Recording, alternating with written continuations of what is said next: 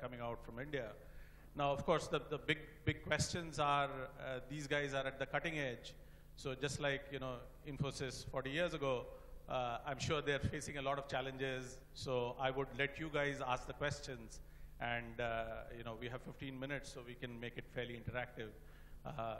Maybe at the end, I'll summarize very quickly. So open for questions.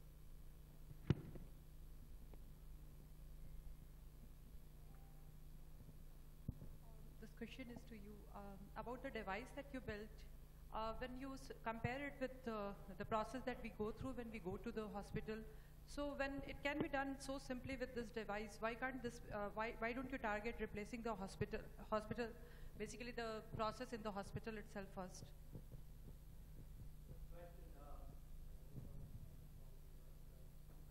I hope I'm loud enough. Yeah.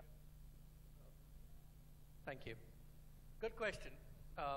Why can't we go into the hospital? Absolutely we can. But by default, hospitals are institutions.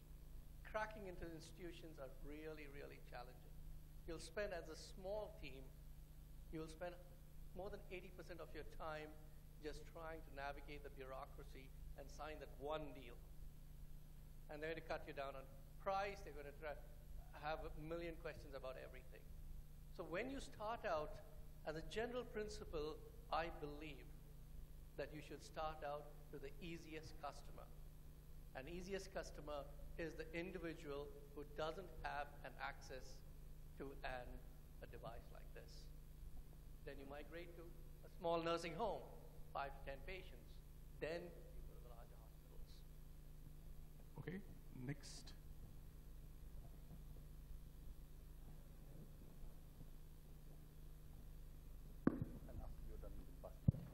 Good afternoon, everyone. I'm Iram from HKBK College of Engineering. My question is for Shailesh, sir. I have two questions for you. The first one is, you said that you're going to expand virtual reality into healthcare.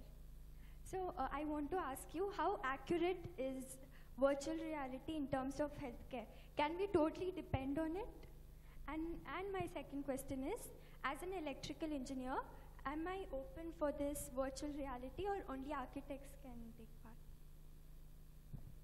Yeah, so I'll answer your second question first. So virtual reality is not just for architects. I mean, it has its applications across the entire industry, across different domains, including healthcare. And we are working on real estate right now, but healthcare is also one of the prominent domains that will benefit from virtual reality. If you are asking how healthcare can benefit, for example, 15 years back when I was working at Iowa State's Virtual Reality Application Center, we were studying, so that lab was an interdisciplinary lab across several fraternities, including the biochemistry and the biotech college. And we were using VR to study the structures of proteins, structures of DNA, those kind of things, because if you are immersed inside those structures, you can study them and you can understand them much better. Another application could be, for example, you have a lot of volumetric data that is being used in healthcare, like CT scan, MRI, and so far the doctors have been seeing the volumetric data on a 2D display device, which can only display the two-dimensional description of the data. But if you are in virtual reality, you are using all the 3 dimensions, you are immersed in that, and hence you can develop a better understanding of the entire and do a better visualization of the entire volumetric data that are used in healthcare. Hello. Yeah. Good afternoon, doctor.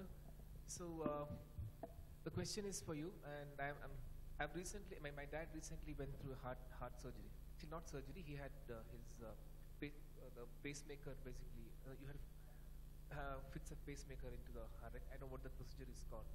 So the question I had for you is that he lives in a little remote place where medical facilities are not that easily available, especially when it comes to the cardio part.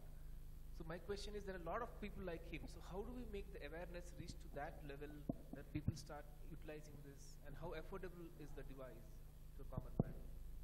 So the first question was what again? Second was affordability. And the first one was, how do you reach it? Is that an issue? So a pacemaker, what's a pacemaker? You basically have a sinus node which triggers the first electrical activity. It goes down, it allows the first atria to contract, it goes down and asks the ventricle to contract, that sends blood across the body. Okay? A pacemaker is something that replicates that sinus node and starts sending out regular signals. So, very common procedure. Once it's in, this is exactly what we worry about. Medically, that patient is fine, but the family is always worried. Therefore, first, all you need to do is take this and put this on. Two ways. One, when you feel a symptom coming on, so pick it up, hold it on. Second, continuously stick it on. It weighs less than 60 grams. As we improve it, it'll be 35 or 40 grams. Most of this is air inside it because you need a minimum space to get a good electrical signal. That is one. How do we supply it? We'll have gradually an interface. All you have to go is online. It is a medical device. You need a doctor to order it. We'll have a doctor. If you see that a person has a pacemaker, we'll ensure that it reaches you. That's all it takes. A patient can take it off, put it on, and you're done. It'll come to you with a phone preloaded, synced with a Bluetooth that will go up to the cloud. We'll know that. How much does it cost? I would say we don't intend to sell this. So it's a pay-per-use. How much can you pay per use for this? Very little. As little as maybe $1 a day, or maybe $1 per event, or maybe 50 cents every time you use it. Or if you're using it for extended time, very little again. So I think the cost comes out of the equation completely because you're using it repetitively as well as continuously. So in a few weeks from now, please contact us. We'll be very happy to figure out the next steps. Yeah, hi. My name is Gautam. All of you, or most of you, work with, your products are hardware, right? I come from an embedded background from a company where over the past 10 years, they have slowly moved out of hardware and more into software, mostly because of China, and you mentioned that as a problem. So I wanted to know, how do you plan to negotiate through this problem as when someone copies your hardware? Is that factored in when you were making this business plan for your venture?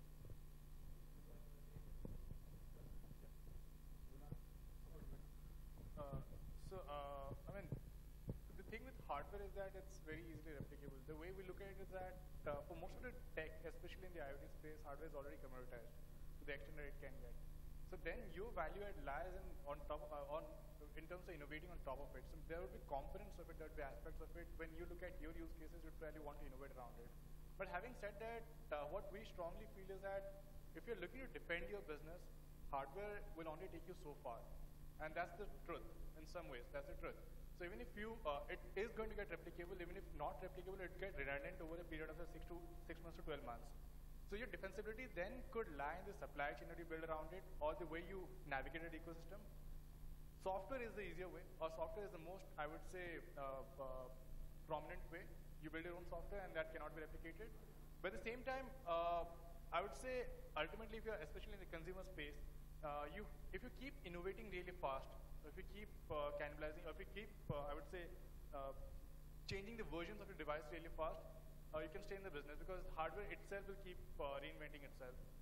That's our take, because ultimately we don't see hardware being the defensible thing.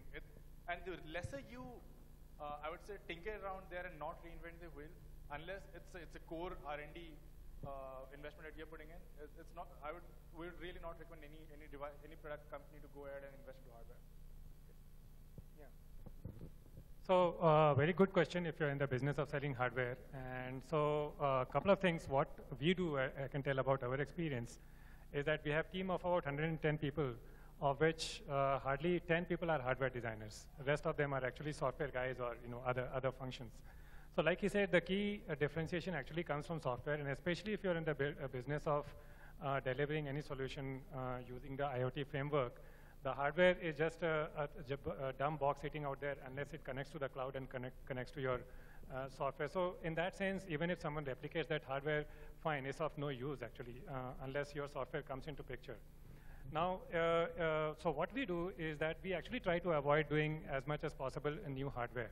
And like I kind of mentioned, there are always already the hardware and module infrastructure, thanks to the active involvement of various semiconductor companies like Texas Instruments, Intel, and there are only few big guys now remaining actually because of heavy consolidation happening out there, is that the hardware module infrastructure is very, very mature, and there are a lot of good starting point you can have. And if we are kind of smart about choosing them, then we can be as competitive as someone sitting in China. Now, having said that, there are still actually need for actually doing something if what you're solving is very, very specific to India. For example, when we do automation, we have to ensure that it has to make sense for Indian infrastructure conditions. The construction technology is different. Few things you still have to make, but in the overall context of things, because they are so special to the use case and conditions you have, it will not be very easily replicable. So it's a bunch of kind of, it's no one silver bullet. Anything has to do with hardware there's never going to be one silver bullet. There's going to be a bunch of details, hundreds of details all over, which is going to work towards it. Yeah, so I'll just take a minute. I disagree with these guys. Okay, and the reason is, go ahead, build one.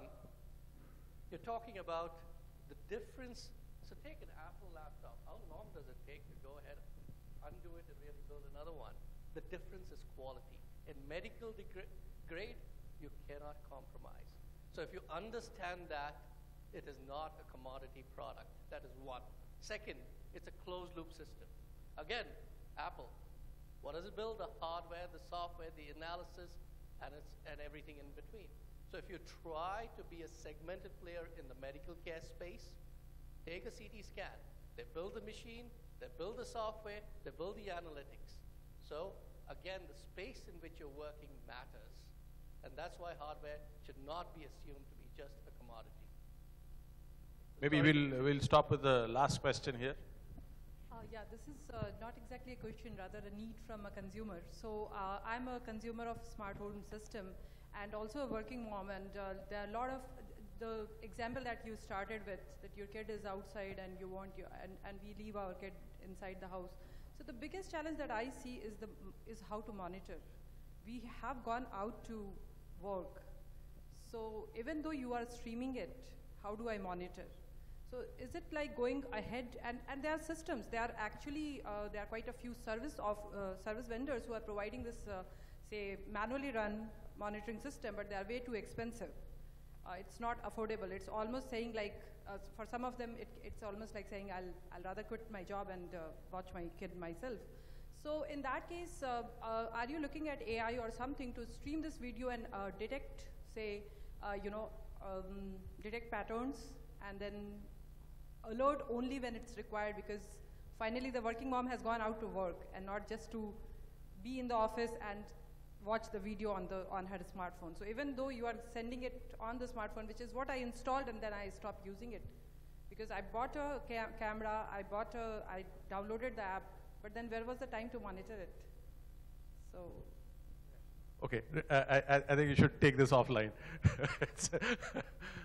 Okay, so I'll quickly summarize. I think the point about Apple is actually very interesting, and if you look at it, the device they make, it's a hardware device, but they have probably a 70, 80, 90% gross margin on that device, just because of the design aspect and the integration aspect that they've built in over a period of time. Not easy to do, but at least in some cases achievable.